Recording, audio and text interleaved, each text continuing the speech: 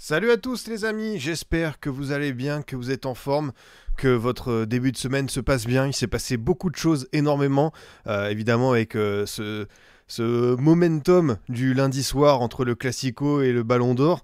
Moi, comme vous le savez, j'étais à Paris pour hors-jeu, j'étais chez Youth pour faire le débrief du Classico, et le lendemain, je devais rentrer. Bon, je devais rentrer voilà, en fin d'après-midi, et il s'avère qu'à la gare Montparnasse, des fois, il y a des petites dingueries, donc cette fois-ci, on a eu une chute de pierre sur les voies ferrées au début. Donc évidemment, c'était pas que Bordeaux, c'était Nantes, c'était Rennes, c'était toute la zone ouest qui était touchée. Du coup, j'ai découvert évidemment qu'il y avait des falaises, il y avait des montagnes dans la région parisienne. Bon, évidemment, c'était un chantier, mais le principal évidemment, c'est que on puisse rentrer chez soi tranquillement dans la soirée.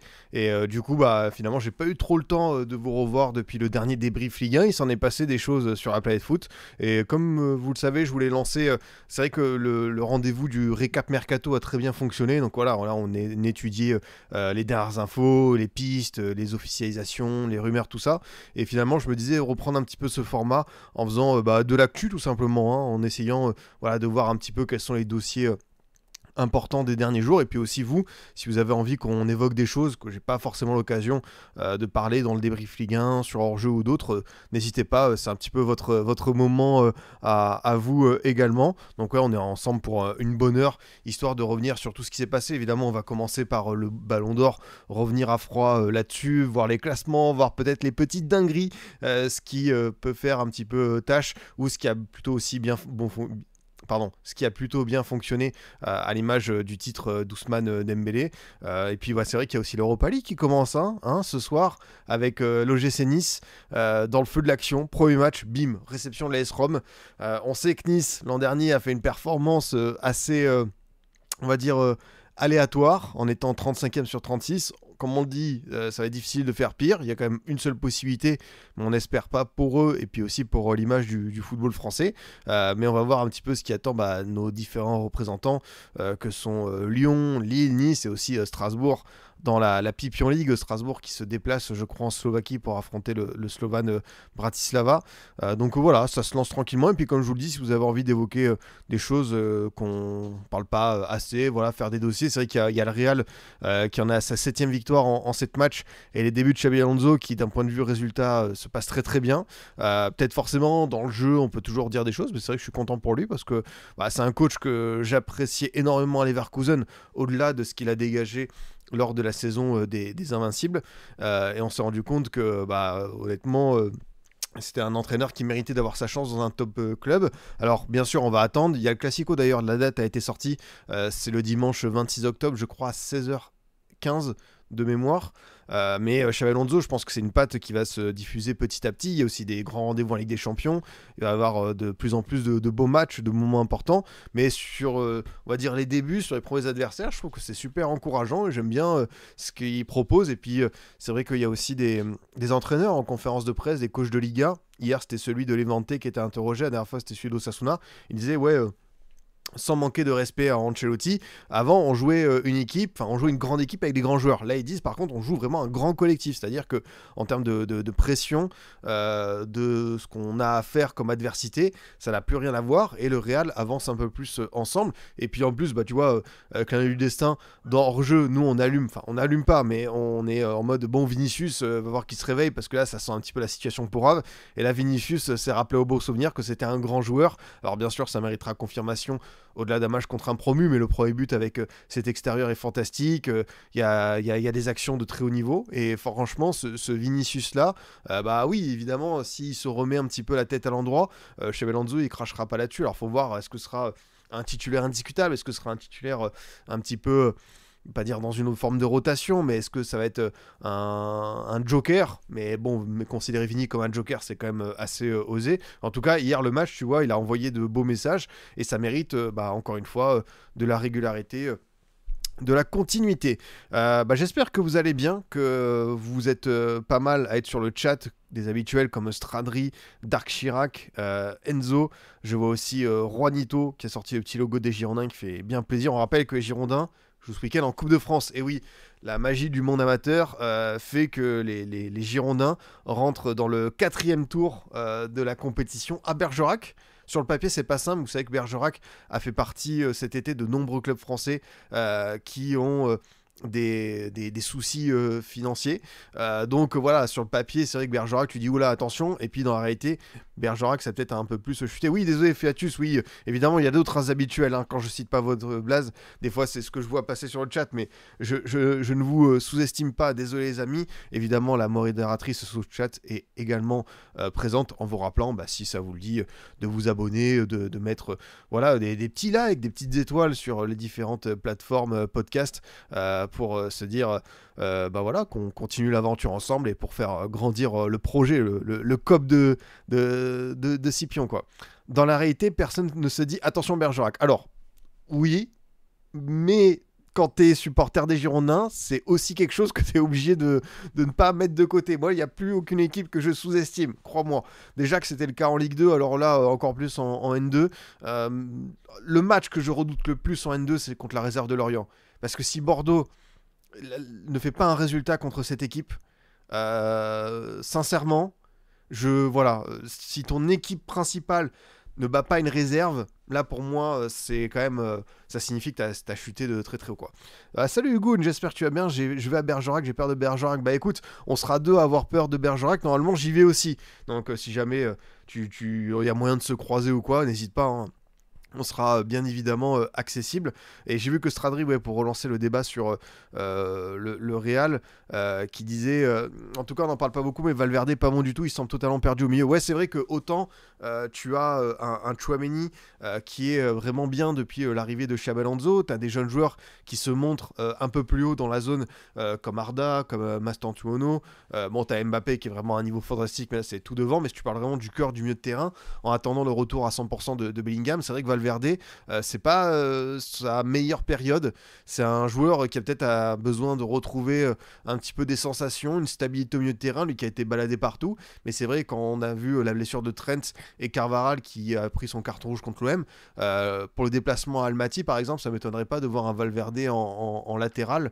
Mais c'est vrai que ce fameux, comme tu dis, logiciel Enzo, c'est vrai que c'est différent, hein. Franchement, ce que demande un Ancelotti et ce que demande un Xabi Alonso, peut-être que Valverde, alors c'est un très grand joueur, c'est un mec qui a remporté beaucoup de choses, ça a été un joueur qui a vraiment fait pas mal de belles séquences, qui a évidemment... Après Valverde, en fait, est-ce que le meilleur Valverde, c'est pas quand le Real est dos au mur et qu'il envoie des roquettes aux 30 mètres, parce que la compile top but de Valverde, à chaque fois j'ai l'impression que c'est quand le Real est mené ou que Ancelotti ça chauffait. Donc peut-être que finalement, quand t'es dans une bonne période pour le Real, Valverde il sait pas trop quoi faire, quoi. Il se dit attends, mais c'est pas mon heure, c'est pas mon moment. Par contre, peut-être que dans quelques temps, quand il y aura un petit peu moins de bons résultats, là il se réveillera. Mais c'est vrai que, comme tu le dis, peut-être que c'est plus un piston qu'un milieu. C'est peut-être plus son registre là.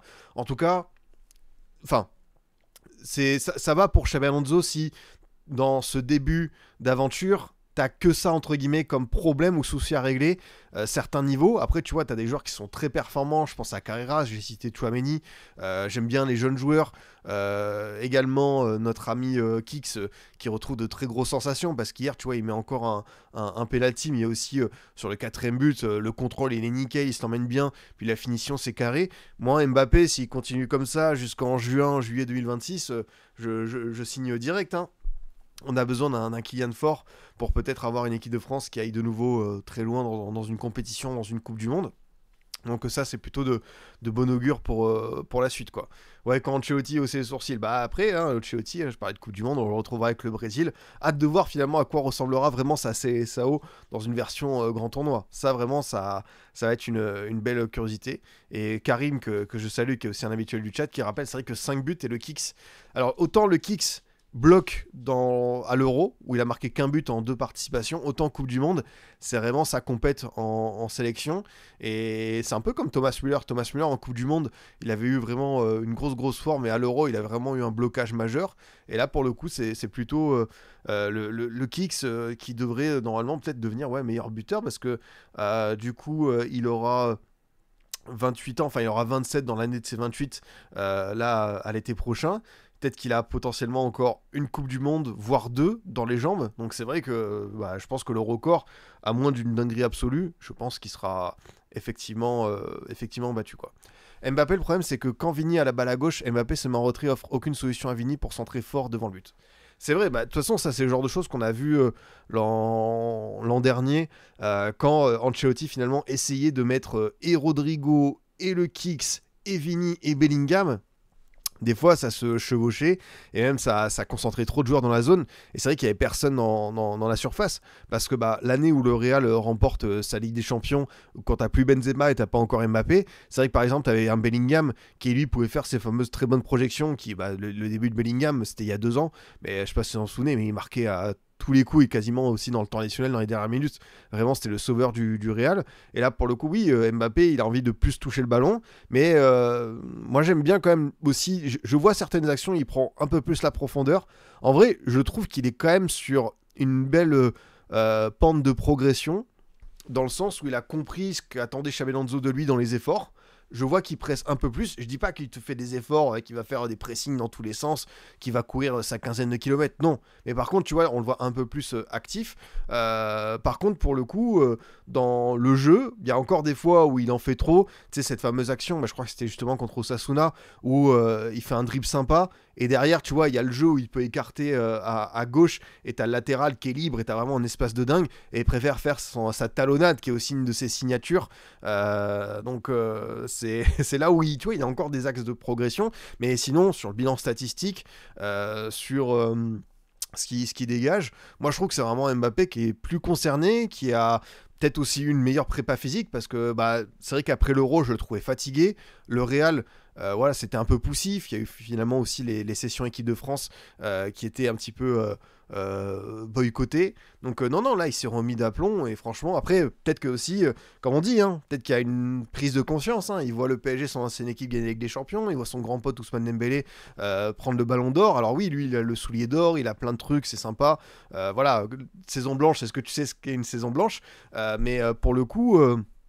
ouais, je trouve qu'il y a des choses qui ont changé, et c'est bien de la part de Xabi Alonso de l'avoir peut-être installé comme indiscutable, même si c'est aux dépens d'un Vini qui est plus dans un rôle de joker. Mais voilà, on sait que quand Mbappé arrive, malheureusement, c'est lui qui va occuper tout l'espace, toute l'attention, et certains vont regretter ça, je le comprends, mais c'est le choix assumé de Florentino et de certains à la Maison Blanche. Tac, tac. J'ai une question sur ce sujet. Est-ce que tu trouves que la PL est amusante à regarder cette année? Ah, le fameux débat sur la Première Ligue et ces matchs ennuyeux.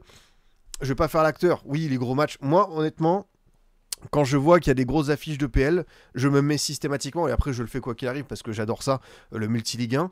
Mais très souvent, le multi-ligue 1, alors oui, c'est plus de matchs, donc plus de buts potentiellement, mais je trouve que le multi-ligue 1, je vois plus de choses, plus d'action, plus d'enthousiasme. Et quelqu'un d'ailleurs m'a demandé ouais, t'as pensé quoi du quadruplé de Diego Gomez avec Brighton? Bah peut-être que tu vois, pour voir ce genre de folie, finalement, faut attendre des matchs de coupe où t'as des remplaçants, où t'as des mecs qui je vais pas dire qu'ils ont rien à perdre, parce qu'ils ont quand même une place, tu vois, ils aimaient un petit peu grignoter du temps de jeu et convaincre le coach de pouvoir renverser la table et d'être de plus en plus titulaire. Mais finalement, les matchs de coupe, t'as les mecs qui sont là en mode bon, bah vas-y, on y va à fond. T'as moins ce côté tactique, voilà.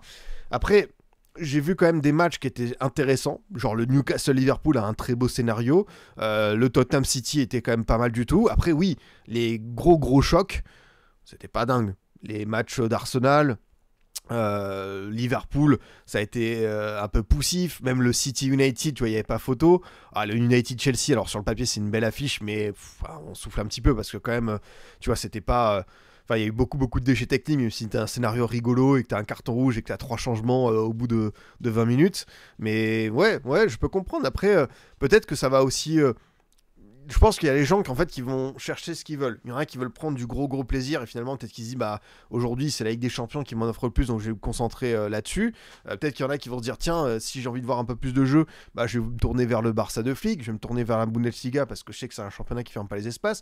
La Serie A, tiens, il y a eu le Juve Inter 4-3, c'est pas mal du tout. Et même la Ligue 1, tu vois, tu te dis c'est vrai que t'as une belle campagne d'abonnement Ligue 1+, t'as passé le million d'abonnés, tu vois de belles choses sur ce début de saison. Moi comme je vous dis, je suis hyper enchanté du début du championnat français. J'ai conscience aussi que quand on va rentrer en novembre, décembre, quand on aura un gros enchaînement Coupe d'Europe, que les pelouses vont être un peu plus rigides en souffrance, on va avoir peut-être un peu moins de choses. Mais ouais, peut-être. Enfin, La première ligue, oui, c'est fantastique parce que tu vois sur le papier les effectifs, les coachs, enfin c'est dingue quoi. Mais après, à force de réunir l'élite de l'élite, bah peut-être que oui, ça se neutralise et c'est de plus en plus difficile de voir de belles choses. Après, moi je vois quand même des trucs intéressants et encore une fois, je pense qu'il y a des équipes, on va dire du fameux chapeau 2, qui peuvent aller chercher des places, embêter du monde. Sur ce début de saison, il y a de quoi faire. Donc ouais, moi j'aime bien aussi voir ça quoi. Mais ce qui est sûr, c'est que oui, je vois beaucoup de gens qui sont lassés. Et c'est pas que de cette saison, par contre, le constat sur les gros chocs de PL. Je ne sais pas si on connaîtra ou reconnaîtra une période ou une rivalité comme par exemple le City-Liverpool, le Pep Klopp, où tu as eu plein de matchs, tu as eu du 4-1, tu as eu du 4-3, tu as eu des scénarios un peu fous, ça s'est rentré dedans, c'était très énergique, tu avais une équipe qui aimait avoir le contrôle du ballon, l'autre qui allait à toute berzinque en contre, et tu vois, tu avais une vraie confrontation, mais en même temps, tu vois, ça se respectait, ça se tirait vers le haut. Là, pour le coup, c'est vrai que ça devient ouais, ça s'annihile quoi, et du coup c'est moins, tu prends moins de plaisir. Je pense qu'il y a des choses très intéressantes à analyser d'un point de vue tactique, et c'est le cas quand tu vois certaines gestions du Arsenal à l'Arteta, comment City a poursuivi sa mue, mais ouais, ça peut lasser, ça c'est le cas de le dire quoi.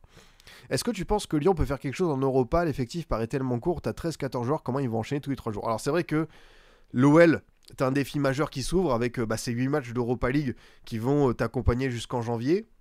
Je pense que quand même ils ont la chance par rapport à Nice d'avoir un calendrier un peu plus facile.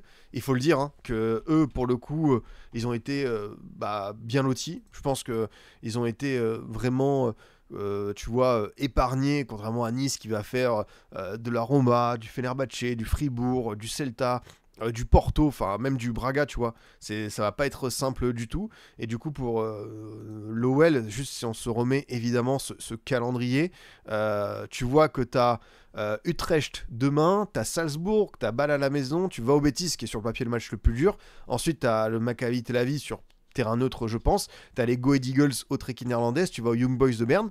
On rappelle que les Young Boys sont aussi tombés contre le LOSC et de par leur sponsor, on n'aura pas les matchs diffusés en France parce que c'est un truc interdit, je crois que c'est de trading, donc un sponsor qui est pas possible à montrer sur les antennes françaises. Donc tu auras 2 matchs dont on ne saura pas grand chose à moins de voir des images captées voilà, de manière illicite, et puis la réception du PAOK. Donc je pense que ouais, je pense que l'OL va faire le job. Je sais pas si ça finira top 8, mais en étant intelligent, ça sera top 24. Ça, j'ai aucun doute, tu vois, là-dessus. Le LOSC, ouais, ça me paraît mieux armé. Alors, faut voir le LOSC, ce qu'ils vont pouvoir faire, mais c'est vrai que leur calendrier est costaud aussi, parce que t'as, bon, à domicile, en fait, je trouve que c'est pas mal, parce que t'as Bran, le PAOK, Dynamo Zagreb et Fribourg, et tu vas à la Roma, tu vas à l'Étoile Rouge, tu vas au Young Boys, tu vas au Celta. Et les déplacements sont pas simples, parce que bah, t'as des équipes qui ont fait de la LDC, t'as des équipes top 5 européens, mais tu vois, je pense qu'eux aussi, ils ont quand même des arguments, et surtout, ils ont un effectif, contrairement à l'OL, ils vont pouvoir un petit peu plus voyager, faire tourner. Et tu vois, par exemple, l'équipe demain contre Bran, si t'as du Sahraoui, si t'as du Igaman, si t'as du André Gomes, tu vois, c'est quand même du beau petit monde. Donc je pense que eux, ils vont pouvoir s'amuser là-dessus à faire un petit peu de rotation. Et peut-être par exemple le match à Rome, peut-être que Genesio il se dit allez, c'est une belle affiche, on va mettre une grosse équipe pour voir un petit peu aussi tester, hein, parce que c'est bien de tester en Ligue 1, mais tester en Europe, c'est aussi le nerf de la guerre, et voir ce que ce LOSC là vaut contre cette équipe. Opta donne le LOSC comme 4ème favori, Lyon 5ème. Lyon 5ème, c'est très très bien, hein. Après, le 11, ok. Par contre, c'est les remplaçants, et tu sais qu'au bout d'un moment, tu vas avoir forcément les petits suspendus, les petits blessés. Et là, tu as très très peu de marge pour Fonseca. Mais c'est vrai que ce début de saison, et surtout la solidité défensive, ça va te permettre de bien voyager, quoi. Et ton favori de l'Europa, si tu dois en choisir un seul, j'hésite entre Roma, Betis et Nottingham. Alors la Roma, dans ces compétitions, elle fait souvent des parcours pas mal. L'an dernier, ils se sont fait taper par Bilbao, qui était au-dessus, donc pas grand-chose à dire, mais tu vois, ils ont fait souvent finale, demi-finale, donc ils ont vraiment été dans de bons coups. Ils ont même sorti, je crois, une année le Leverkusen de Xabi Alonso. Une petite pièce comme d'hab, Aston Villa, parce que c'est Unai Emery, mais le début de saison est un peu cata en première ligue. Du coup, j'attends de voir si Unai Emery malheureusement saute et ce qui va se passer, mais on sait que c'est le genre de compétition qu'il affectionne. Et est-ce que, là, comme la priorité, ça va être de se relever en PL, est-ce que le 11 bis d'Aston Villa va pouvoir faire le job dans ce type de compétition. Est-ce que Aston Villa, par exemple, va jouer un match de League Cup juste pour voir le potentiel, tu vois, 11... Ah bah, ils se sont fait sortir en League Cup contre Brentford. Ah bah, c'est pas dingue. Donc, du coup, t'as quand même une belle équipe, hein. Franchement, en faisant un petit peu tourner, même si je pense que c'est plus un A' que bis. Bizot au cage, Matikash, Konza, Pau Torres, Madsen, Bogard, McGinn au milieu de terrain, Sancho, Harvey Elliott, Guessant derrière Daniel Malen. Ça va quand même, ça va être propre, mais je m'attends comme toi, Stradri, à un changement de coach. J'ai l'impression que ça devient un petit peu intenable pour Aston Villa, qui a 3 nuls, 2 défaites, 3 points pris, un seul but marqué en 5 matchs. C'est poussif, et surtout que est-ce que le calendrier a été si... Tu vois, en plus, le calendrier, il n'a pas été non plus, tu vois, injouable. T'as eu Newcastle, Crystal Palace, et t'as eu des déplacements à Brentford, Everton, Sunderland. Là, t'as pas eu encore tous les cadors. Donc là, ça peut être un petit peu difficile. Donc je te dis Roma par leur vécu. Aston Villa, parce que je me méfie toujours des Anglais. Nottingham, j'attends de voir, parce que Nottingham a aussi un bel effectif, mais c'est une équipe qui découvre la Coupe d'Europe. Et c'est différent en fait d'aborder ce type de match par rapport à la PL. Et Porto, le Porto de Farioli qui tourne extrêmement bien. Bah là pour le coup je suis content, un peu flex. Autant les équipes que j'ai annoncées, il fallait suivre. Comme l'Atlético, bon pour l'instant c'est pas dingue. Mais le FC Porto, ça tourne très très bien. Qui va débuter demain sa campagne face à Salzbourg, et Farioli ça se passe bien, que des victoires, et bah voilà, tu vois, en plus le 11 il a plutôt belle allure, avec Diogo Costa au cage, Francisco Moura, Kiwor, Benarek, Pablo Rosario en défense, un milieu de terrain très intéressant avec Gabri Veiga, Varela, Froholt, et une attaque avec Pepe, Omorodion et Borja Sainz, et tu rajoutes à ça du Rodrigo Mora, du Stephen Estacchio, tu vois, t'as des petits noms que tu connais un petit peu, donc c'est vrai que ce Porto là moi, je le vois très très bien aussi. C'est vraiment pas mal. Tu crois pas trop au Betis? En fait, le Betis, si. En fait, t'es obligé aussi de mettre une équipe espagnole. Après, je vais pas pouvoir mettre toutes les équipes, sinon vous allez me traiter d'escroc parce que je vais dire, ah, bah, eux, je m'enflamme et tout. Mais c'est vrai qu'avec Anthony, l'an dernier, ils ont été finalistes de conférence. Ils ont un calendrier sympa parce que tu vois, ils font quand même Nottingham, ils font Genk là-bas, ils reçoivent l'OL, ils vont Dynamo, ils vont PAOK, ils reçoivent Feyenoord. Ouais, ça va être intéressant. Mais c'est vrai que ça, Betis, normalement, comme maintenant, il n'y a plus de.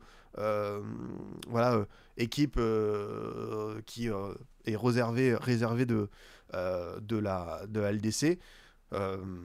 C'est sûr que les équipes qui sont en liste là, elles ont beaucoup plus de chances d'y arriver qu'avant.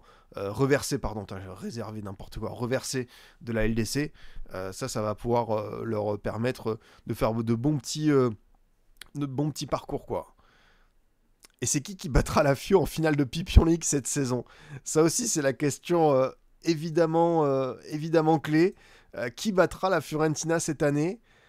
Crystal Palace, parce que c'est une équipe de PL, parce que c'est quand même aussi, quand tu vois le casting, bah, de suite, ça scintille. Mayence, j'aime bien ce que j'ai vu l'an dernier, même s'ils ont perdu leur meilleur buteur, Jonathan Burkhardt. Strasbourg, bah, c'est un peu le facteur X, hein, parce que Strasbourg, s'ils jouent le coup à fond, ils ont l'occasion de faire une très belle épopée. Le Rayo Vallecano, avec les matchs là-bas, dans leur stade, qui est resté bloqué dans les années 1920, je pense que ça peut être aussi un traquenard pour pas mal d'équipes. Et puis bah, aussi parce que c'est une équipe qui a vraiment des joueurs intéressants. Donc je te dirais comme ça à l'intuition Crystal Palace qui battrait la Fio en finale. Mais tu vois les différentes équipes du top 5, après tu vois comme d'hab, c'est ça qui est intéressant avec c'est ça qui est pas mal avec cette compétition, c'est que tu auras des équipes forcément pour la gratter, Alkmaar, la EK, tu vois, de Sparta Prague, Rapid Vienne, je crois que l'an dernier ils avaient fait un quart, donc même le Shakhtar, tu vois, le Shakhtar on les a toujours connus presque en LDC, et ils se retrouvent là, quoi. Ah si, il y a la Fio, pardon. Juste désolé parce qu'avec ma tronche je vous cachais ça, mais voilà, hop, il y a les deux clubs, il y a le Dynamo Kiev et la Fiorentina, donc ils sont tout en haut, mais ils sont bien là, la Fio, ils sont bien là dans cette compétition. On rappelle qu'ils ont échoué de nombreuses fois aux portes de la finale et même en finale, donc pour eux il serait temps de la prendre. Comme je vous disais, je voulais qu'on parle un petit peu du Ballon d'Or avant qu'on reprenne un petit peu peut-être les questions, les sujets que vous avez envie d'aborder. On est un peu moins de 48 heures après. Donc du coup, on a eu évidemment ce sacre d'Ousmane Dembélé qui devient à 28 ans lauréat du Ballon d'Or. j'adore cette consécration pour lui, j'adore l'émotion de son discours, j'adore le remerciement par rapport à son entourage, j'adore la simplicité qui se dégage de sa victoire, et puis évidemment tout ce qu'on a déjà dit sur lui, sur son parcours, sur les obstacles, ça n'a pas été une trajectoire linéaire, alors qu'on se disait quand il a démarré à Rennes que ça a été 6 mois tonitruant. C'est vrai que quelqu'un disait quand c'était à Rennes, mais ouais, franchement, les matchs qu'il avait fait contre le Nantes où il avait détruit l'Orixana, le match au Vélodrome où ça avait été bluffant, il avait été applaudi par le stade, il y a vraiment eu des actions de très très haut niveau, et au bout de 6 mois il allait à Dortmund, et pareil, tu vois, c'est allé vraiment crescendo, et finalement, c'est juste que le Barça, tu restes sur ta faim parce que il a tout, hein. Il a le talent, il a le dribble, on se rend compte qu'il a la finition, mais au Barça, ça ne l'a pas fait. Question de contexte, il n'était pas dans le meilleur Barça, mais lui aussi, on sait que niveau travail, niveau voilà éthique, rigueur, c'était pas encore quelqu'un de parfait. Et puis aussi, tu vois, au niveau des blessures, au Barça, il a manqué la moitié des matchs. Là, bon. Là, il est blessé, donc c'est pas le bon timing de le dire, mais à Paris, tu vois, il est présent 90% du temps. Donc c'est aussi quelqu'un, on sait, qui s'est tué à l'entraînement, qui vraiment a compris ce qu'il devait faire, ce qu'il devait rattraper pour atteindre justement l'élite qu'on lui prédisait. Et c'est vrai que quand il avait démarré en pro 1 an avant Mbappé, le fameux duo, ce match amical contre l'Angleterre, enfin tu vois, tu avais vraiment un truc rafraîchissant, un truc nouveau avec lui et l'espoir qu'il veut porter au football français. Moi, le seul truc que je peux lui reprocher, c'est justement l'équipe de France. S'il veut marquer un peu plus l'histoire de son pays, c'est l'EDF. Parce que il est champion du monde en 2018, mais on sait qu'il a plutôt un rôle de remplaçant. Euro 2024, il est pas mal titulaire, mais il y a du déchet. Coupe du monde 2022, pareil. Il n'y a pas forcément aussi des stats et des performances dingues. Tu vois, il est à plus de 50 sélections. Il n'y a pas vraiment de moment marquant pour l'instant en EDF, alors qu'il est à l'âge de raison, mais peut-être que ce qui s'est passé en club, ça va lui donner justement cette rampe de lancement pour atteindre de beaux sommets avec l'EDF, c'est ce qu'on souhaite. Ouais, c'est vrai que sa finale contre l'Argentine, c'était un échec total, et justement, c'est ça où c'est fort de sa part, de s'être relevé de cet échec du Barça.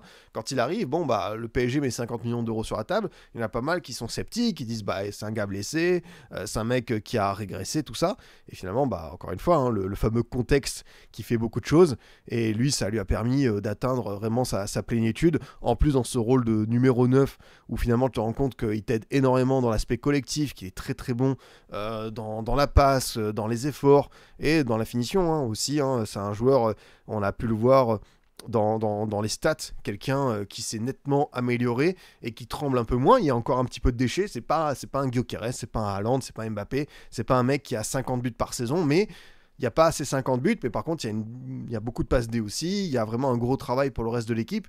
Et ce nouvel Ousmane, évidemment, quand il y a eu ce moment phare à partir de décembre-janvier, ça n'a plus quitté. Donc franchement, c'est fort. Oui, bien sûr aussi, la vie de famille, le fait d'avoir eu un enfant, d'être posé. Voilà, hein, c'est vrai qu'on l'a connu.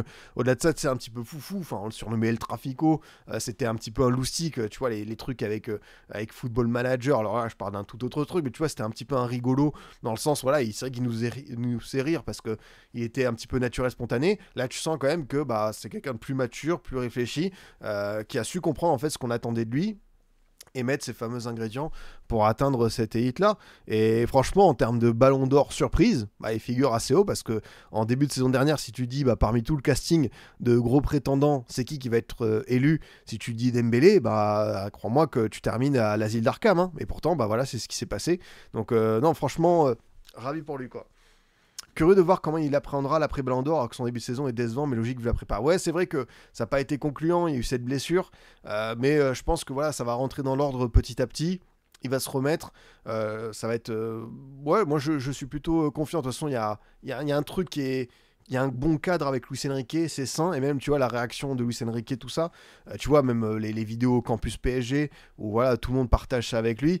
C'est vrai qu'il y en a plein dans cette équipe du PSG qui auraient mérité...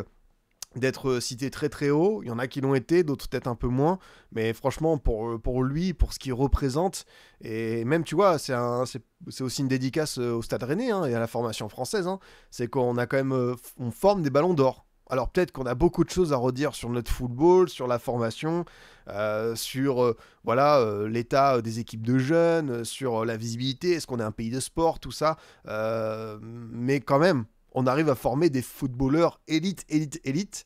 On gagne des grandes compétitions avec eux, on aimerait en gagner plus, on aimerait gagner plus de trophées individuels majeurs comme ça. Mais tu vois, c'est aussi un beau clin d'œil. C'est vrai que quelqu'un, enfin, le Stade Rennais a quand même dans cette liste du Ballon d'Or le 21e Serhou Guirassy, le 14e Désiré Doué, le 5e Rafinha et le 1er Ousmane Dembélé, qui sont passés ou ont été formés.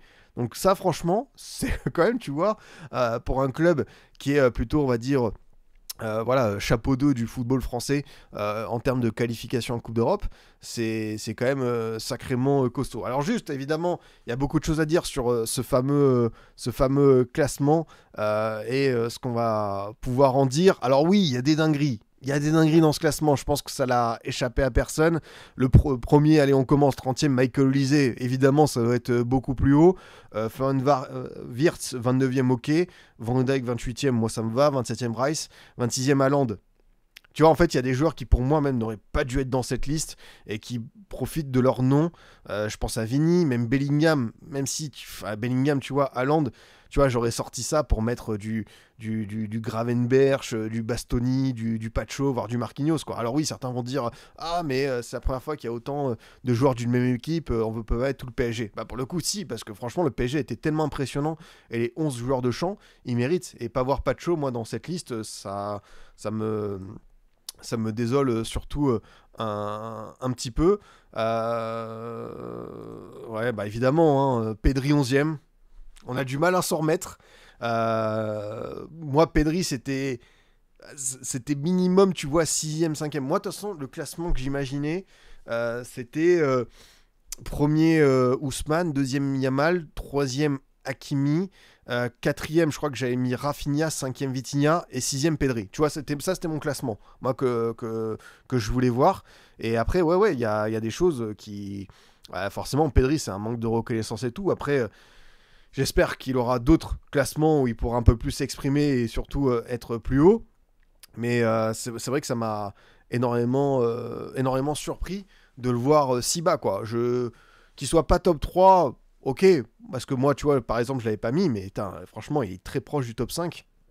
Et le voir, bah, justement, derrière un Cole Palmer, un Mbappé, tout ça, ou même Salah, c'est, voilà, encore une fois, c'est ce qu'on dit. Il y a des joueurs de stats, des reconnaissances qui me font tiquer. Bah, il y a d'autres Parisiens, tu vois, qui pour moi auraient pu être plus haut. Je pense à Fabien Ruiz, je pense à João Neves. Tu vois, pour le coup, par exemple, le classement de Gvara et Doué, je l'entends, mais tu vois, Fabien Ruiz et Neves, pour moi, ça doit gagner entre 5 et 10 places. Je le pense vraiment. Et non, après. Le mien, 1 Dembélé, 2 Hakimi, 3 Yamal, 4 Pedri, 5 Rafinha. Ouais, mais tu vois, moi je trouve ça bien, quoi. Pedri subit les votes de Rafinha qui lui-même subit ceux pour Ala Yamal. Bah c'est vrai. Après, bah, c'est comme pour certains Parisiens. Il y en a qui se répartissent des votes et ça a une incidence. Mais du coup, bon, apparemment, il y en a qui ont mis Cole Palmer très très haut. Moi, il n'y aurait pas dû avoir de vote Cole Palmer et au moins des votes un petit peu de Pedri, tu vois, pour récompenser ça, quoi. Avis, les joueurs de l'Inter ont été peu récompensés vu leur saison. Le fait qu'ils finissent mal la saison avec aucun trophée joue légitimement, mais ils ont été une équipe très cool cette saison. Ah oui, bah, l'Inter, c'est un des grands perdants. Tu vois quand même Dumfries, tu vois Lautaro, mais c'est sûr que eux, ils ont grandement... ils ont tout perdu. Ils ont perdu la Coupe, ils ont perdu la Serie A sur le fil face à Naples. Cette finale contre le PSG, quand tu perds 5-0, ça marque. Et pourtant, bah, tu as battu l'équipe un peu sensation de la saison, le Barça, avec 2 demi-finales épiques. Donc ouais, c'est vrai que pour l'Inter, c'est dur, c'est très très dur à avaler. Et je pense que on va voir, hein, est-ce qu'ils vont finalement s'en remettre de ce scénario un petit peu fou, calamiteux entre avril et mai. Ça va pas être simple. Ouais, ils ont même perdu Inzaghi, c'est vrai. Ils ont été remplacés par Christian Kivu. Ouais, on n'a pas encore les votes des journalistes. Est-ce que tu as vu le vote du journaliste Admané qui a mis Palmer deuxième? On attend ça, hein, évidemment, de savoir qui sont les petits coquins qui ont mis Cole Palmer aussi haut, voir un petit peu si, évidemment, il y a toujours un petit peu du favoritisme, voire du patriotisme un petit peu trop exagéré. Bon, on sait que maintenant, tu as un jury où c'est les 100 premiers du classement FIFA qui votent. Donc malheureusement, encore une fois, notre ami Hafiz, le membre du jury sri-lankais, ne peut pas voter. Lui qui nous a quand même gratifié de Bonucci, de Alexander Arnold, d'Aubameyang dans le top 3 du Ballon d'Or. On te salue, petit ange. On espère que tu vas bien là-bas. Mais c'est vrai qu'on a encore une fois des choses. Tu t'as dit, bon, moi encore une fois, le principal, c'est que Dembélé l'est, parce que pour moi, c'était quasiment unanime. Et en fait, ce qui est dingue, c'est que quand tu vois la tournure de la soirée, finalement, que tu vois Pedri 11e, est-ce que tu te dis pas, attention, il va passer quelque chose? Et puis finalement, Vincent Garcia, directeur de France Football, a dit que ça a été assez unanime pour Dembélé, qui a vraiment une belle avance. Donc, c'est quand même une récompense que je trouve assez justifiée, quoi.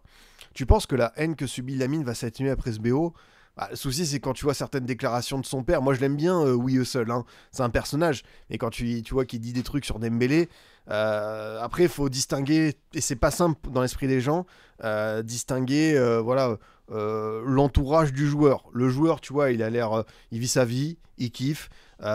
Il est allé saluer Dembélé, il est tranquille, enfin tu vois, ça reste un gamin de 18 ans à qui on prête beaucoup trop de mauvaises intentions ou qu'on est en train de transformer comme un monstre alors que c'est juste un footballeur qui s'éclate au Barça et qui vit sa vie comme il l'entend.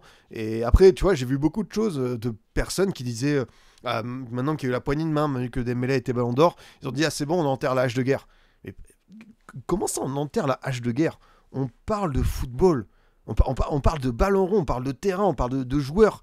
Comment ça, tu mènes une guerre contre un gars qui t'a rien fait? Enfin, c'est là où des fois je me dis qu'il y a des propos qui sont totalement lunaires. Il y a des personnes qui mènent des combats. Si vous le voulez, dans la vie, il y a d'autres combats, il y a d'autres batailles à mener que s'en prendre à Lamine Yamal, 18 ans, parce que oh là là, il a fait une story, il a fait un post. Attention, c'est vrai qu'on n'a jamais vu ça chez d'autres footballeurs. Oh là là là là. Des fois, je me dis que vraiment, il y a des. Il y a des combats à mener qui me désespèrent et j'espère oui que ça va s'atténuer parce que de toute façon il faudra. Pourquoi? Parce que le gamin il va continuer à jouer durant 10-15 ans à ce haut niveau, on espère tous, à ce même très haut niveau. Et voilà, il faut vous habituer à avoir Yamal assez haut dans les récompenses, dans les trophées, dans les titres collectifs et individuels. Donc on va voir. Mais oui, c'est vrai que le oui seul, il y a quelqu'un qui disait, imagine t'as lui en père et Véronique Rabiot en mer, là t'as un sacré duo, à moins ça défend bien tes intérêts, mais après bon, c'est vraiment, tu lances une dynamite dans un magasin de porcelaine, ouais, ou Faiza, c'est vrai que Faiza aussi, personnage pas simple à cadrer quoi. Donc on verra pour la suite quoi. Mon meilleur ami a fait 1 an Erasmus à Las Palmas des Grandes Canaries, à la ville de Las Palmas en 2019-2020, et étant amoureux de foot comme moi, il s'est abonné au stade, il m'a dit de bien garder à l'œil le 28 et il est exceptionnel, il va devenir quelqu'un s'il continue comme ça, donc j'ai logiquement continué à suivre de près, c'était Pedri. Ah ouais, c'est vrai que le Pedri Las Palmas, qui a 16 ans, fait une saison en Ligue 2 espagnole comme ça, à 30 matchs, c'est vraiment bluffant. Et c'est vrai que lui, pour le coup, en arrivant au Barça, et ça, je trouve ça bien pour Pedri, justement, d'avoir réussi à passer cette étape difficile de cette fameuse saison où il a enchaîné trop, il avait pas mal de blessures. On se disait, c'est un mec qui est en vert, il pourra jamais enchaîner. Là, il réussit à enchaîner. Alors, malheureusement, il y a encore un calendrier qui est très dense, ça va pas être simple jusqu'au bout pour lui. Mais ouais, enfin, le niveau que Pedri affiche, notamment le match à Newcastle, son duo avec De Jong, à chaque fois que tu vois des comptes de Pedri, chaque fois que tu te concentres sur les matchs de Pedri, tu vois un truc qui est fantastique. C'est un joueur de ballon, mais incroyable. Il voit des choses que d'autres ne voient pas. Et c'est un vrai bonheur, comme l'ensemble du Barça cette saison, parce qu'on a parlé du Real au début. Moi, je vois vraiment un très bon Barça. Je vois un Barça qui progresse. Je vois un Barça qui intègre en plus pas mal de joueurs. Alors, le seul bémol, c'est que tu as des blessés. Gavi qui va subir une intervention au genou. Tu as Firmino aussi qui est absent pour, je crois, 5 à 6 semaines. Donc, tu as encore une fois ces soucis physiques qui te pénalisent. Par exemple, l'an dernier, le PSG, ça leur a permis de faire une saison jusqu'au bout mémorable. On sait que pour le Barça, ça les a peut-être un peu tués dans cette dernière ligne droite avec la Ligue des Champions. Donc on va voir si ça va rentrer dans l'ordre pour cette équipe. Ouais, 6 mois Gavi, non, ouais, je pense que c'est une nouvelle opération du genou, donc ça annonce quelque chose. Bah ouais, pour le coup, Gavi, ce qu'on a dit pour Pedri, lui, il s'en est relevé. Gavi, je sais pas, j'ai pas envie de jouer au Dr House, mais attention, parce que c'est le genre de pépin bah, du mal pour la suite. Et ça va prendre du temps. Ça va prendre du temps. On espère le revoir un jour comme ça. Je regarde depuis tous les matchs du Barça et j'ai jamais vu ça, cette qualité, cette maturité, ces contrôles, c'est magique. Ouais, c'est vrai que Pedri, ça fait plaisir de voir ça. Ouais, c'est vrai qu'il y a aussi Léoni de Liverpool. Alors Liverpool, ils prennent Léoni, il se fait les croiser très assez vite et t'as finalement Marc Guéhi qui ne s'engage pas au club. Donc du coup, tu te retrouves de nouveau avec zéro défenseur pour le reste de la saison. Ça va être compliqué. Après, bah, en vrai, tu vois, ils ont décidé de conserver Joe Gomez au cas où. Ils ont eu bien raison, parce que là, sinon, tu aurais juste Konaté, Van Dijk pour enchaîner. Bon, tu as aussi Wataru Endo qui peut être là. Donc, ouais, c'est vrai que ça va être bien mal. Si Pipion soit Dr House, ça t'aidera à payer les impôts. J'ai eu quelqu'un qui a mis un message très très haut. Il n'y a pas le préfet du 13 dans le top 30, une déclaration pour le fisc Scipion. Ah, bah je sais. Encore une fois, je n'ai rien contre tous les Marseillais, mais certains loustiques, des fois, de la Team OM, sont des énergumènes à part. Et en vrai, tu vois, le mec, évidemment, il m'a menacé. Il a dit hey, je connais des gens aux impôts, hein, je connais des gens à la DGIP, fais gaffe à toi. Alors, j'ai consulté mes mails, je suis allé voir ma déclaration. Les gars, tranquille, rien à bouger, personne. C'est limite si, tu vois, les gens, ils ont dû voir le message du gars et se dire mais qu'est-ce qui se passe là? Qu'est-ce qui se passe? Donc, c'est vrai que des fois, tu tombes sur des échanges qui sont totalement lunaires, quoi. Ouais, Joe Gomez qui va enchaîner une même saison de pompier de service. Non, c'est vrai. Juste, peut-être il y avait d'autres... les autres trophées du coup. Ballon d'or féminin, Aitana Bonmati. Trophée Copa meilleur jeune, Lamine Yamal. Alors vous savez que le trophée Copa, contrairement au Golden Boy, on peut le remporter plusieurs fois de suite, avec Vicky Lopez côté joueuse. Trophée Cruyff meilleur entraîneur, Luis Enrique et Sarina Wegman, sélectionneuse de l'Angleterre. Trophée Yashin meilleur gardien, Gigio Donnarumma, parfait, très bien, content pour lui, et Anna Hampton pour Chelsea. Trophée Gerd Müller meilleur buteur, Victor Gyökeres et Wapayor. Ah ouais, Gyökeres, j'ai vu une remarque genre le mec était hyper méchant, il disait ouais, profite bien Gyökeres, c'est la dernière fois que tu reviens ce type de cérémonie.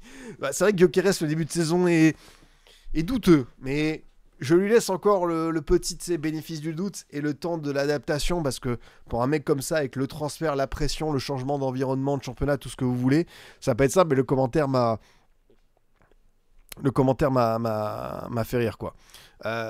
J'ai vu également le club de l'année, c'est Arsenal côté femmes et PSG côté hommes. Et prix Socrates, la fondation Xana, du nom de la fille décédée de Luis Enrique. Ouais, j'ai vu que Bonmati, ça avait fait pas mal réagir. Il y en a qui la défendent aussi, justement du principe que le Ballon d'Or, c'est aussi l'individualité et que ça reste la meilleure joueuse. Et d'autres qui vont plus sur le côté collectif. Arsenal, qui a remporté la LDC. Tu as aussi la victoire de l'Angleterre. Donc c'est vrai que ça, il y a eu des arguments. Il n'y a pas que dans le Ballon d'Or masculin que ça se confronte à ce niveau-là, quoi. Oui, 3 buts en 5 matchs, mais surtout que Gyökeres, pour l'instant, c'est dans les grosses affiches que ça a du mal un petit peu. Son match à Bilbao est pas évident. T'as eu Liverpool, t'as eu City. Voilà, après, encore une fois, il change tellement de dimension, mais on sait que pour certaines équipes, avoir ce 9, tu vois, s'il est là, que Arsenal construit, mais qui galère et qui est là pour mettre le petit ballon qu'il faut, pourquoi pas? Donc, faut attendre. Faut voir si ça va être une bonne idée, une bonne solution pour Arteta. Moi, je trouve que les premiers matchs, il y a encore du boulot, mais j'ai pas envie, tu vois, de jeter la pierre et de voir si ça peut, comme tu dis, se connecter. Parce que c'est ça qui doit être prioritaire pour Gyökeres, c'est la connexion avec ses copains, ses coéquipiers. D'ailleurs, Arsenal, il y a pas mal de blessés également, hein. J'ai vu qu'Arsenal, il y a une petite... j'ai vu qu'il y avait un blessé par match à chaque fois. Et que du coup, t'avais quand même un effectif qui n'était pas encore à 100%. Du coup, t'as Odegaard, t'as Saliba, c'est vrai, qui a été sorti, t'as Madueke, t'as Havertz, t'as Saka aussi qui a eu un coup. Bon, heureusement, t'es blindé de chez blindé en termes de défenseurs. Et c'est vrai qu'avoir Mosquera, quelle pépite. J'adore ce joueur, j'adore ses débuts. Vraiment très très fort. Hincapié aussi en backup. T'as Calafiori, Lewis Kelly à gauche, Timber, Ben White à droite. T'as Zubimendi qui fait des très bons débuts. T'as encore Rice, Merino, Nwaneri, Eze pour l'aspect plus offensif et Norgard en backup. Et en attaque, alors c'est vrai que l'attaque, Bon, elle faisait pas rêver sur le papier contre City avec Madueke, Gyökeres, Trossard, mais encore une fois, l'apport du banc avec le but de Martinelli qui s'improvise super sub et ça va lui faire du bien à la tête. La profondeur de malade mental, Arteta aura zéro excuse. Ah ouais, ça, je suis d'accord avec toi. Ça, c'est vrai que tu as une belle profondeur et qu'il faut qu'il prenne un titre majeur, que ce soit la LDC ou la Ligue 1. Enfin la Ligue 1, la première ligue, ils peuvent prendre la Ligue 1 aussi, pourquoi pas. Enfin, il y a quand même encore le PSG si jamais dans un monde utopique, mais c'est vrai que c'est là où on les attend. Il y a plus de choix, il n'y a plus de recul, quoi. T'en penses quoi du début de saison de Madueke? Plutôt intéressant. Bah, justement, il se pète à un moment donné où je trouvais qu'il l'a porté. À chaque fois, je l'ai trouvé bien remuant, notamment contre Liverpool, où c'est un des rares à tenter. Je trouve contre City, c'est pas mal aussi, à Bilbao. C'est vrai que pour le coup, Madueke, on a eu tendance à lui jeter la pierre. On a eu des pétitions contre lui, rappelez-vous, des supporters Arsenal qui ne voulaient pas le voir venir parce qu'évidemment c'est un énième remplaçant, c'est un énième joueur de Chelsea, du coup rivalité blablabla. Mais Madueke, bah, de ce que j'avais vu au PSV, c'était quand même pas mal. À Chelsea, il a fait ses matchs, et un vrai Madueke en 5e, 6e option, évidemment, pour un club comme Arsenal, tu vois, je vais peut-être dire une dinguerie, certains vont dire oh là là, mais Madueke, s'il était au PSG aujourd'hui en backup, en rotation, je trouvais ça normal. Enfin, c'est un mec qui peut t'apporter, qui a de bonnes qualités de dribble, qui a une finition pas dégueu, qui est plutôt un bon passeur. Il lui manque peut-être un peu plus de régularité, de stats, mais c'est un profil intéressant, puis il a que 23 ans, donc tu vois, il peut être dans la rotation de beaucoup de très gros clubs européens. Arsenal, ça a tiqué parce qu'évidemment, encore une fois, tu as pris beaucoup de joueurs de Chelsea, mais c'est vrai que le début de saison est pas mal. Ouais. Alors j'espère que cette blessure ne va pas entacher ça, quoi. Tu penses que même une coupe nationale, ça suffirait pas à Arteta de rester sur le banc? En fait, il faut voir le début, enfin il faut voir la saison. Si Arsenal, par exemple, fait deuxième de PL à 3 points de Liverpool, qui aurait été, tu vois, injouable, et fait, par exemple, finaliste de Ligue des Champions, et tombe sur un Barça, un PSG ou un Bayern qui une finale, voilà, ça peut jouer sur des détails, mais que de l'autre côté, tu as une coupe. Je sais pas. Je pense pas que les dirigeants ont envie de sauter Arteta s'il y a une saison blanche, et quand on parle de saison blanche, dédicace au Kicks, c'est la saison blanche dans le sens titre majeur, Première Ligue ou Ligue des Champions. Moi, je trouve quand même que c'est un entraîneur qui a permis à Arsenal de se remettre la tête à l'endroit, qui a permis à l'équipe de grandement progresser et de s'installer parmi les meilleures équipes du royaume et de revenir aussi dans le giron européen. Maintenant, bah, l'étape d'après, comme toujours, c'est gagner un titre. C'est comme quand Klopp récupère Liverpool, ça a posé de bonnes fondations et après ça a pris une LDC, ça a pris une Première Ligue et c'est là où on attend Arteta. Est-ce qu'on sera nuancé et indulgent compte tenu de la lecture de la saison? Parce que tu vois, si par exemple Arsenal termine à 3 points de Liverpool en ayant 5-6 joueurs majeurs à l'infirmerie, on aura toujours ce truc de se dire ah, quand même, c'est quand même quelque chose, quoi. Mais je pense que oui, il y aura quand même une remise en question quoi qu'il arrive. Moi, j'attends de voir. Je suis parfois déçu d'une certaine frilosité, mais en même temps, avoir une grosse défense et cet équilibre-là, ça te permet d'aller loin dans certains cas de figure. Et cet Arsenal est très bien armé, justement, pour encaisser peu de buts. Ça reste la clé. Ça dépend des points de vue, des visions, mais je pense que ça peut être voilà, un atout pour la suite, quoi. Je crois bien plus en Arsenal que Liverpool perso. Liverpool, c'est pas convaincant dans le jeu, beaucoup d'exploits individuels. Alors qu'Arsenal, je l'imagine bien monter en puissance, nous dit Stradri. Ouais, je vois ce que tu veux dire. Je vois ce que tu veux dire parce que c'est vrai que Liverpool, finalement, t'as ces 5 victoires, mais t'as beaucoup de matchs qui sont reportés sur le fil. Parce que, comme tu le dis, t'as peut-être plus d'individualité extraordinaire. Quand tu vois Salah, quand tu vois le niveau de Gravenberch, quand tu vois que Gakpo, il peut te sortir un truc à tout instant, que t'as du Van Dijk au cas où sur coup de pied arrêté, que t'as Frimpong, Carquez, enfin, c'est vrai que Liverpool, t'as un 11 qui est dingue, et t'as 2-3 joueurs de rotation qui sont aussi très sympathiques, mais c'est vrai que pour l'instant, il manque encore ce fil conducteur, peut-être à Arne Slot, qu'on avait vu l'an dernier, et pour le coup, il va falloir peut-être le prouver là sur les prochaines semaines, mais est-ce que finalement il n'est pas dans un, je vais pas dire en autogestion, mais quand tu vois l'enchaînement qu'il y a, les grosses recrues à intégrer, Wirtz qui n'a pas encore trouvé son rythme, Ekitike qui marque bien, Isaac qui vient de faire, on va dire, sa rentrée, c'est vrai que ça va prendre un petit peu du temps pour que tout soit parfait côté Liverpool, mais voilà, tu as quand même, tu vois, t'as des patrons à chaque ligne, t'as des certitudes. Donc je pense que l'adaptation de ces joueurs-là, ça va prendre du temps. Wirtz, hein, notamment, qui est un petit peu en difficulté. Mais j'ai envie de voir en fait le Liverpool qu'on aura en janvier, en avril, parce que je pense qu'on aura un Liverpool peut-être un peu plus complet. Et c'est vrai que là, pour le coup, quand tu vois certaines situations, certains matchs, heureusement qu'il y a des joueurs dans cette équipe qui ont des fulgurances, quoi. D'ailleurs, hier, le fameux match de Liverpool qui s'en sort avec cette victoire contre le Southampton de Will Steele et Ekitike qui prend carton rouge. Alors, j'ai vu certains dire par rapport à la sortie en conférence de presse de Will Steele qu'il allait, quoi qu'il arrive, enlever son maillot et célébrer. Donc en gros, qu'il avait annoncé. Du coup, là, évidemment, avec le carton jaune, ça la fout mal. Quand j'entends Will Steele, la déclaration exacte, c'est genre, il m'a dit qu'il allait entrer, marquer et me donner son maillot. De ce que j'ai compris. Donc, tu vois, il y a une forme d'interprétation à voir. Mais oui, évidemment, pour Ekitike, prendre un carton rouge à ce moment-là, 84e minute, ça reste du temps. Bon, hein, c'est quand même... je peux comprendre qu'Arne Slot, en conférence de presse, il y a eu une petite soufflante, mais voilà, c'est aussi de la jeunesse, c'est de la fougue. Ça reste pas dire un gamin, mais c'est quelqu'un qui doit apprendre certaines ficelles et ce genre de choses à contrôler ses émotions. Surtout que, bon, le but qu'il met... Voilà, va remercier le passeur et garde ton maillot. Parce que s'il a mis, tu vois, un retourné acrobatique, angle surface, tout ça, j'aurais pu l'entendre. Là, bon, le but, il est cadeau offert. Peut-être pas besoin. Voilà, il s'est chauffé lui-même, le Ekitike, quoi.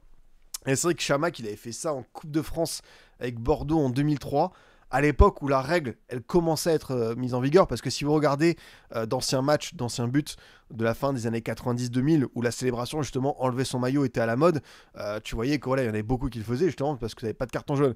Et à partir du moment où cette règle a été mise en place, première fois que ça arrivait, voilà, c'était pour Bordeaux, et Chamakh qui marque en Coupe de France, et derrière, Ronaldinho nous allume, parce qu'il avait fait vraiment un match ce soir-là, qui était assez dingue.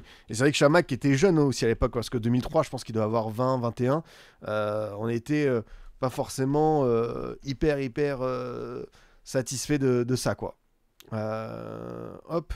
Est-ce que c'est celui-ci, Bordeaux PSG? Ah, c'est 2005. Peut-être que je me trompe. Ouais, expulsion Chamakh. En plus, tu vois, il prend le carton rouge à 43e minute. Et là, tu vois, Ekitike, il le prend à 84e. C'est pas ouf. Mais bon, ok. Là, il le prend à 43e pour ça. Oh là là, c'est rude, quoi. Du coup, l'équipe du PSG, Jérôme Alonso, Bernard Mendy, Pierre Fanfan, Yepes, Armand, Pancrate, Sana, Cissé, Semak, Reynaldo, Paoletta, entraîneur Hubert Fournier. Ah, là, ça m'avait trigger ce match, parce qu'en plus c'était une demi-finale. Enfin, je pensais que c'était une demi-finale. Pourquoi je pensais que c'était une demi-finale, 16e? Tu vois, des fois, il y a ma mémoire qui est altérée par certaines choses. Ça va plus. Ça va plus du tout, quoi. Ah, il s'était fait allumer par Titi et Jean-Michel Arquet. Ah, tu m'étonnes ça. Ce genre de truc, ils avaient pas dû l'épargner, le Chamakh. Ça, c'est clair, quoi. Laurent Fournier, pas Hubert Fournier, évidemment. Hubert Fournier, c'est pour toute autre chose. Ça, c'est notre bon vieux DTN. Et c'est celui qui s'occupait de l'OL et de Reims. Écoutez, si vous avez envie qu'on parle de 2-3 petits sujets en attendant pour poursuivre le petit stream, comme on a commencé à faire un beau tour entre le Ballon d'Or, là on n'a pas parlé de Première Ligue. Ouais, je vois ton message au TGM. Est-ce que tu penses que le jeune Donovan, alors je pense que tu voulais dire le jeune Max Doman, va être le titulaire en ailier droit avec Saka et Madueke out? C'est très jeune, c'est très prometteur, mais j'ai du mal à imaginer Arteta balancer un gamin comme ça, surtout que tu as encore Nwaneri qui peut occuper ce registre-là. On peut imaginer que d'autres peuvent jouer dans un poste d'ailier pas naturel, mais qui peuvent occuper ce couloir comme Trossard, voire Martinelli, ou dans une moindre mesure Eze. Donc, tu vois, je suis pas en mode, tu vois... affirmatif là-dessus. Je pense que Doman, ça va être petit à petit des matchs de coupe, des entrées en Ligue des Champions quand Arsenal aura fait le job, la découverte de la Première Ligue, ça a déjà été le cas cet été, mais je pense qu'on va y aller pas à pas pour mettre un gamin comme ça titulaire, peut-être, hein, parce qu'il y a la même comment dire, il y a la même impatience, il y a la même excitation par rapport à un Yamal ou un Mbappé que je peux voir avec Max Doman, mais Arteta, je pense qu'il va être peut-être un peu plus prudent. Et puis, il y a peut-être d'autres joueurs qui peuvent occuper à un moment où le Barça ou le Monaco avaient, tu vois, pas cette urgence-là. Ouais, on peut parler de Ligue 2, c'est vrai, Hugo SSC, on peut parler de Ligue 2, et ce beau championnat avec l'AS Saint-Etienne qui est leader, qui a encore gagné hier à Amiens, avec encore un but de Stassin en renard des surfaces. Ça, pour le coup, ça profite bien. On a quand même ouais, le classement est intéressant. On a Montpellier qui s'est fait battre à la maison par Boulogne après un carton rouge de Christopher Julien, non, de Laporte, pardon, en première période. Et Bastia, ça va pas du tout, les gars. Bastia qui enchaîne une nouvelle défaite et surtout un scénario fou. Bastia qui menait 2-0 jusqu'à la 75e minute, et malheureusement quand t'es une équipe malade tu l'es jusqu'au bout, et t'as perdu sur la 90e minute. J'ai vu que c'était chaud à Fouriani. Je pense qu'il y a dû avoir du débrief bien salé à ce niveau là.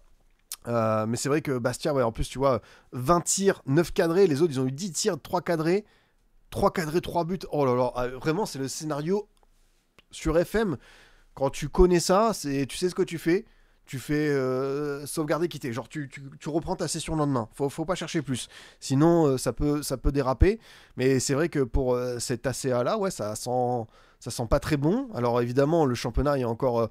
voilà, t'as encore 27 matchs. Donc, tu vois, tu peux te rattraper. Mais c'est sûr que sur la dynamique, c'est pas dingue. Alors, tu vas à Grenoble, autre équipe mal classée. Ensuite, t'as Dunkerque. T'as 3. Bon, t'as encore le temps de te faire la cerise. Mais c'est vrai que quand tu perds autant... forcément ça peut tiquer, quoi, ça peut tiquer.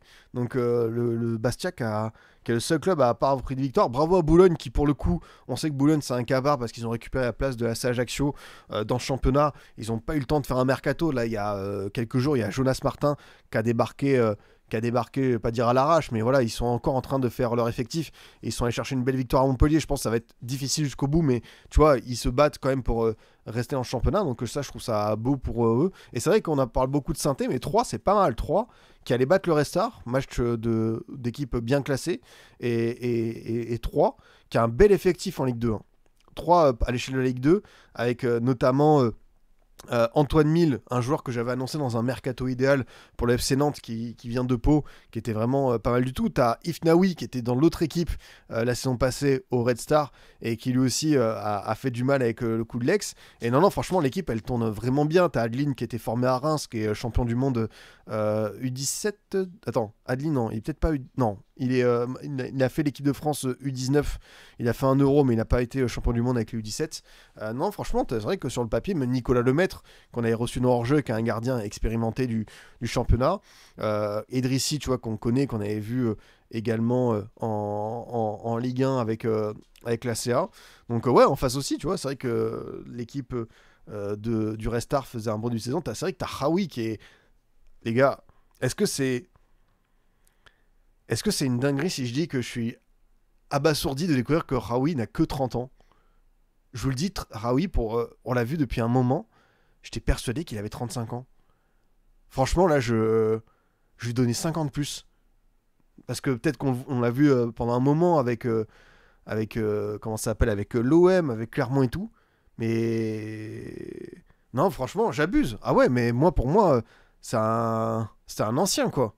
Franchement, je lui donnais beaucoup plus que ce qu'il a. Bah, tant mieux pour le Restart du coup, parce que 30 ans, Raoui en Ligue 2, c'est quand même très très bien pour eux. Et ouais, Giovanni Hag, ce bon vieux Giovanni Hag, qui avait fait des siennes au Girondins de Bordeaux. C'est vrai que lui, c'est un petit...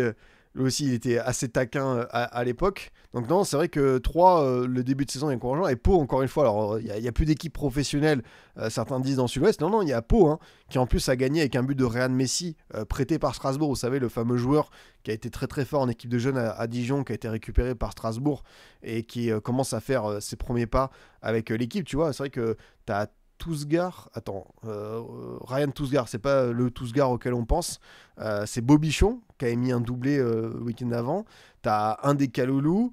Non, franchement, l'équipe, et surtout j'aime bien le coach Nicolas Houssaye, j'aime bien ce qu'il propose depuis pas mal de temps à Pau, et c'est vrai que ça marche très très bien pour eux. Et franchement, Pau, équipe qui travaille bien, je me dis pourquoi pas, voilà, un jour, tu vois, au moins être je vais te dire une bêtise, mais je pense que ça peut jouer les playoffs et petit à petit vraiment être une équipe stable et avoir des ambitions. Alors ça reste toujours un des petits budgets, mais franchement quand tu vois la manière dont ça travaille, et surtout c'est vrai qu'ils profitent d'une région où il n'y a personne en face. Donc ça au moins tu vois, ça peut aussi attirer quelques joueurs quoi.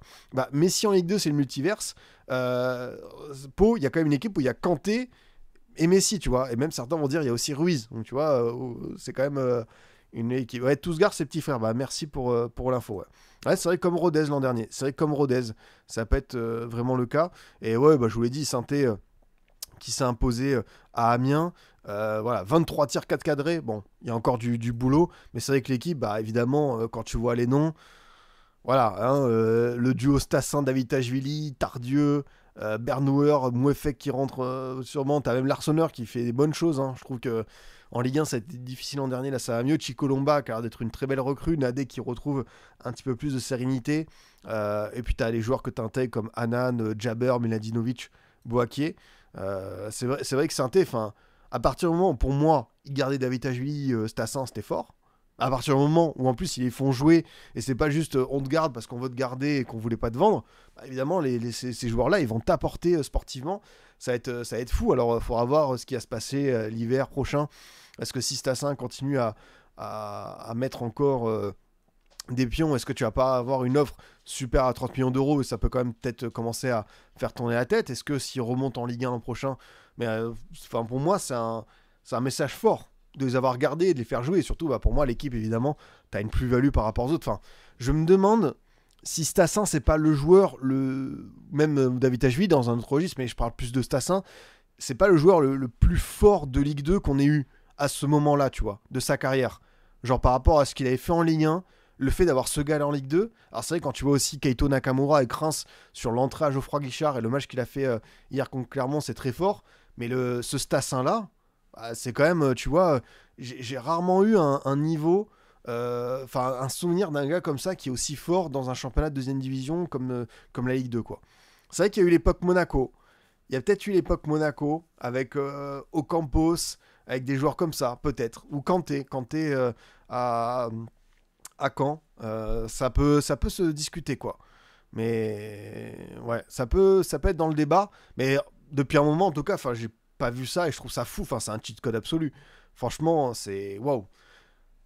Moi, j'étais persuadé qu'il allait se barrer tant l'état talent Ligue 2 établit ça. Alors, ouais, c'est vrai que quand tu vois ce qu'il a fait en deuxième partie de saison, mais tu sais quoi, tant mieux pour les Verts, tant mieux pour les supporters, tant mieux pour l'équipe, tant mieux pour lui aussi s'il s'éclate dedans, mais d'être revenu et d'avoir passé cet été forcément troublant parce que lui, il a des ambitions, il a envie de faire la Coupe du Monde avec la Belgique aussi, mais ouais, c'est plus qu'une plus-value de l'avoir à ce niveau-là, quoi. Franchement, c'est dingue, pour Orneland, et même, tu vois, j'ai parlé de David Tachvili et Stassin, Orneland aussi, hein, l'avoir regardé, c'est pas mal. T'as Reims qui s'est fait un beau petit match hier en battant 4-1 Clermont. Je vous l'ai dit, Nakamura de nouveau présent, et Nakamura, ça se voit quand même que pareil, lui aussi, et il n'a pas grand chose à faire dans le championnat. On sait que Reims a refusé les offres de 15 et 18 millions d'euros pour voilà, son joueur japonais. Reims, du coup, le 11, ça donne Jawen Okage, Léoté, Eli, Palois, Sergio Akieme, Jeban Léoni, Salama, Teddy Thomas. Si Teddy Thomas il revient physiquement, c'est une plus-value. Et Norman Bassett sur le front de l'attaque avec également Nakamura. Donc ouais, franchement, l'équipe, t'as aussi Sekine, Darami. Mais Darami, tu vois, lui, pareil, c'était... Alors, c'est vrai qu'il a une longue blessure et du coup, il a pas eu d'opportunité, mais Darami, il a été recruté 15 millions d'euros, et tu vois, le voir encore dans une équipe comme ça, moi, ça m'interpelle. C'est vrai que, ouais, clairement, c'est pas simple, hein, défaite 4-1, Henri CV qui était sur le banc, qui est pas rentré, t'as Kader Mamba, t'as toujours Joanne Gastien qui est là, il est toujours là, 37 ans, l'ancien le tonton, Salmier qui a pris carton rouge à la 3e minute, Coffrier également, c'était vraiment pas un mauvais joueur, époque Ligue 1. Donc, ouais, pour le coup, lui, tu vois, trajectoire, je pensais qu'il serait un peu plus installé en Ligue 1.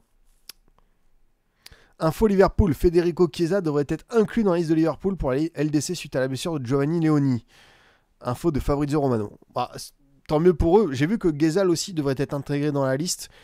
Mais tu vois, s'il y a des blessures majeures et que tu peux intégrer les joueurs, bon après là pour le coup on parle d'un ailier par rapport à un défenseur, mais je pense aussi, tu vois, bah comme je t'ai dit, il y a des profils un peu polyvalents qui peuvent dépanner en défense et du coup faire un joueur de plus au cas où pour Chiesa. Tant mieux pour lui parce que Chiesa, tu vois, il a encore fait un beau match hier. Il a marqué un but décisif dès la première journée. Je trouvais ça hyper dur de l'écarter. Lui qui a vraiment été, tu vois, une cinquième, sixième option. Chiesa, on retrouvera jamais la version Italie de l'Euro 2021, mais c'est tout sauf un mauvais joueur. Et je trouvais ça dommage de. Après, bah, malheureusement, quand tu es joueur étranger par rapport à un joueur anglais, tu pouvais pas le privilégier. Ouais, c'est rude pour lui. C'est rude, c'est rude. Et autant je vous disais, ouais, pour Reims, Clermont, ça se passe bien en Ligue 2. Montpellier, attention, Montpellier est 13e de Ligue 2, 2 victoires, 2 nuls, 3 défaites. Ça prend pas bien avec Papus. Pourtant, je trouvais que l'idée était bonne. Jeune coach, formateur. Alors après, ils prennent un carton à la 31 minutes. Mais Boulogne, ils ont allumé quoi. 24 tirs, 10 cadrés. 6 tirs, 2 cadrés pour Montpellier. C'était pas évident. Du coup, tu as Elanache, Laporte, Mwanga, Saint-Luc en défense, Simon Cage, Omiragic, Junior, milieu de terrain. Tu as une attaque avec Mboukou, Savanier, Orakpo, Mendy. En vrai, le quatuor offensif, je le trouve pas mal, mais c'est vrai que quand défensivement, tu as ça te pénalise. Et tu as encore Minkarelli, Julien. C'est compliqué, c'est compliqué pour eux.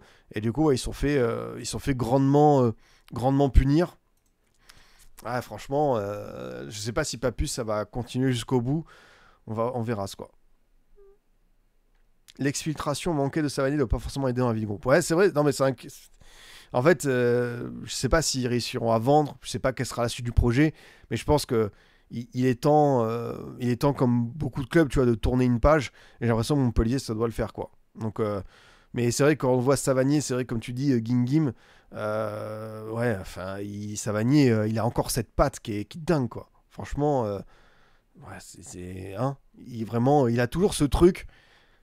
Il pourra se distinguer des autres parce que c'est un gros joueur de talent et même s'il n'y a pas du rythme, même s'il a un petit peu de poids, même si son équipe est dans la difficulté, il réussira toujours à se le faire, quoi. Comboiré et Furlan ont été sondés apparemment. En vrai, Furlan dans ce Montpellier-là, Comboiré, je suis pas fan, mais Furlan, c'est toujours un entraîneur qui m'a un peu plus parlé, même si on sait que pour Furlan, le plus dur, c'est la Ligue 1. Mais tu vois, Furlan, là, tu le mets là, 8e journée. Ah bah oui, t'inquiète pas que il va il va les emmener en play-off. Après, plus dur, ce sera la saison suivante. Mais avec ça, il peut réussir à te relancer. Ouais, ça, je dis quoi. Bastia, non, j'ai commencé à le dire, Bastia, qu'ils étaient vraiment mal. Bastia, Bastia, deux nuls et que des défaites. J'ai vu que c'était très tendu hier à Furiani. Et c'était une équipe qui était souvent embêtante à jouer là-bas et qui savait de temps en temps faire des coups à l'extérieur. Là, pour le coup, c'est chaud, quoi. Donc, on va voir. Ouais, pour l'instant, le Benoît Tavenot reste l'entraîneur du Sporting. Ouais, ça commence à devenir un petit peu insoutenable pour moi, quoi. Franchement, j'ai du mal à imaginer un monde où ça reste, ou en tout cas ça reste au statu quo, parce que quand tu vois le début de saison, malheureusement, des fois, faut couper le cordon. Tu regardes quel match ce soir? Bah écoute, je vais te décevoir, mais j'ai un paddle de prévu, voilà, jeune trentenaire dynamique, donc c'est à 21h, donc c'est en même temps que Nice-Roma, donc je rattraperai ça tranquillement demain matin. Pépère, tu vois, petit déj, petit café, et on se fait un Nice-Roma en Europa League, histoire d'aller faire un petit peu de sport, de bouger. Donc malheureusement, je fais défection à cette première journée d'Europa, mais on se rattrapera pour la suite, hein, évidemment. Là, pour le coup, c'est vraiment parce que, tu sais, quand t'as des déplacements à Paris, t'as les streams et tout, c'est pas simple des fois de trouver des créneaux, et là, bah, malheureusement, tu dis, bon, j'empiète sur un programme, mais voilà, il y en aura d'autres des matchs. Du coup, on rappelle, ouais, Nice-Roma à 21h, et demain, pour les clubs français, c'est Lille-Brann-Bergen à 18h45, et Utrecht-OL à 21h.